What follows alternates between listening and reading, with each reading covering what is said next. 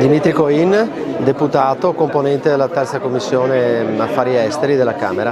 Oggi si è svolta l'assemblea di Retina Veneto, sono onorato di aver ricevuto l'invito dal presidente Antonio Ongaro, uomo che ha concentrato tutte le sue energie, gran parte delle sue energie per questa associazione, persona animata da un altruismo incredibile e che si sta adoperando per il bene dei pazienti che sono affetti dalla patologia degenerativa della retina.